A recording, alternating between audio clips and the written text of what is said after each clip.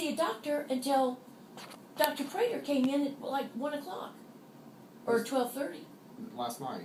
No, today. Oh, I see. I heard this was going on until about 2 in the morning. Is that right? Yes, 2:30 in the morning. Yeah. I was about to call the cops to get somebody to find me a damn doctor. And it's unacceptable. I agree. It's troubling. This is the Kaiser Member Services line. They can find any of us. Were you around last night? Well, I can't. I'm on call for a whole week, so I can't stay in the hospital 24/7. Well, so. I mean that's whatever, but there needs to be some protocol changes here. Yeah. When this surgery takes place, some people might just breeze through it, but I was not one of them. Yeah. And I had a fear of that being the case for 6 years. Is why I put this off. Yeah. And it's a travesty. Yeah. Sounds like this was really traumatic. Upsetting. Yeah, I see that you're upset. I'm extremely upset about it. And somebody dropped the ball somewhere. The physicians, the attendants in surgery were wonderful. Yeah. Dr. Dan was wonderful, but he did not check on me after surgery. Somebody should have either checked on me in recovery or up here, at least within an hour of having had that done. Yeah. We were here for 3.5 hours after she came up here. And you noticed all this? Yeah. You could see my body convulse. It was terrible. Yeah. And my brother and myself went up 2 different times to the nurse's station. And the nurse came in, but she equated it to everything other than what my mom was feeling. Yeah. No, we I wish somebody's not seen it before. I've seen it. But they couldn't find you. They couldn't find you anywhere. All they have to do is call me. Well, maybe you should tell them that. Yeah, I will. I'll share that. Because they call me all the time. I get calls from them all the time, all day and night. Well, nurses, daytime maybe. Nighttime they didn't know you from Adam's house camp. Yeah? You told them that I was with Kaiser? Yes. And they couldn't... Yeah, yes, I said the only number I have is this general number. Yeah, I get called from the nurses here every night. Well, every night. Yeah. I'll check on that. Well, I'm going to talk to Cohen. Dr. Cohen, who is in charge of administration, to see that this never happens again. Yeah, you should be able to get in touch with me because we would recognize that. I should have, maybe, but it didn't happen. And she shouldn't be the one that has to call you. It should be the nurses that are on call. Yeah, I agree. I mean, I get called from them all night, every night, from Piedmont, from all the different floors. Well, so, I'll talk to them and make sure that they... That would be good. Yeah, that they have it. But this is exactly why I didn't want this to happen. Exactly. And I believe today that I'd be better off without it. Yeah. It's Do you know what? Do you know why we put it in? You know if you go back in. So if you go back into atrial fibrillation again, I'll probably die. The potential is there. Yeah, sure it is. It is. But you have a good thing though. You have the pacemaker and the defibrillator that's in there that is ultimately working. My understanding, correct me if I'm wrong, but the third cord essentially helps her heart be stronger. It does. But it's not connected. Right. It's connected. It's just not. It's not turned on. It's not turned on. Can you?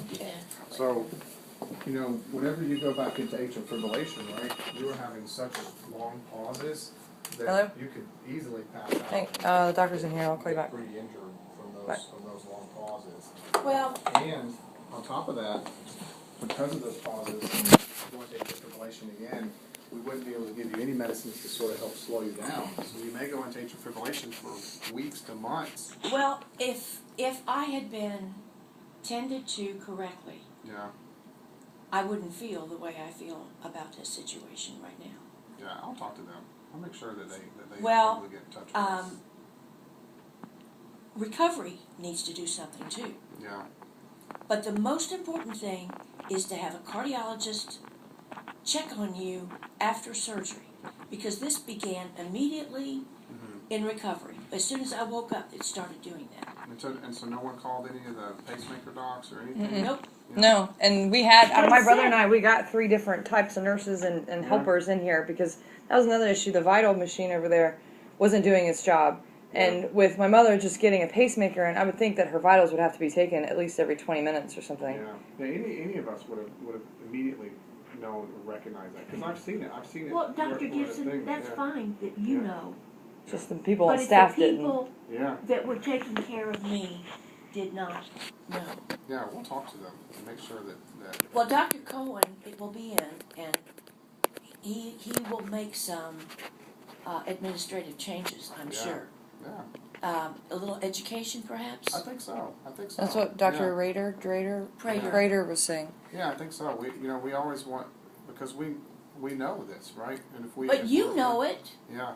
But like me, I'm a novice with all of this, and I put my life in your hands, and my life was not being handled correctly Yeah. by any means. Yeah, it's very, very troubling. I've seen people that have had this going on for weeks, right? And fortunately, it's not life-threatening, but it sure is not pleasant to deal with. Right. You know, it's very, When very I traumatic. sat up, it Yeah. stopped.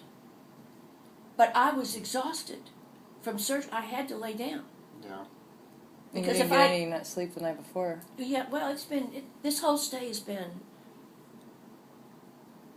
not the least, not the best. Yeah. It's tough. You know, you got, But the night crew, I know, thought I was being a hypochondriac Mhm. until it just didn't stop. And I threatened to call my attorney at 2 o'clock in the morning. Yeah. I said, I want a doctor here, and I want a doctor here now. I don't care what you have to do to get it, but I want it now. And Jeff, I don't know what, Jeff from, Metromex or whatever that's called. no, he was the physician, Oh. physician assistant. But he got a computer and Mhm. got a tech on the phone and turned the thing off. Yeah. And immediately I was better. Yeah. But for 8 hours, mm-mm. We'll talk to them and make sure that we don't. Yeah, we shouldn't have this. It shouldn't happen. Any No. of us would. If we know, we instantly would have known exactly what was happening. But the attendants Mm. that care for these patients need to know as well. Yeah. I think some My- education is definitely. My nighttime nurse was lovely, but and I could see the angst in her Mhm. because she couldn't do anything for me, Yeah.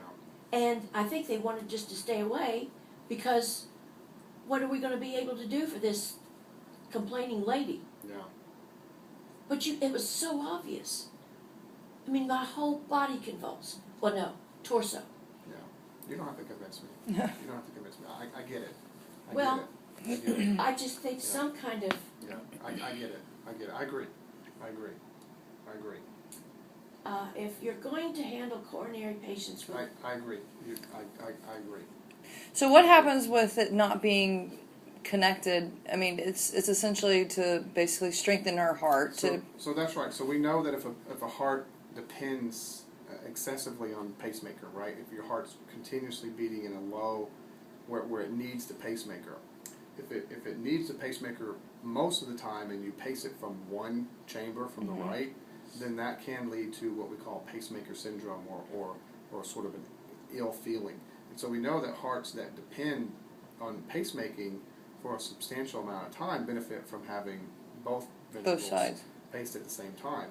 And so you have a little bit better, instead of having sort of a squeeze that's sort of, from the right all the way over, you have two simultaneous squeezes. in unison. And that's right. And in heart failure, in patients that have heart failure, some patients, not all, but some patients can actually have some positive remodeling or some beneficial remodeling, to where over time, not only is the heart squeezing in a way that's most efficient for its particular strength, but over time it can get better. It can get better. So we know that different people that have a lot of dysynchrony or a lot of delays in their native electrical patterns benefit more than people, say, like yourself.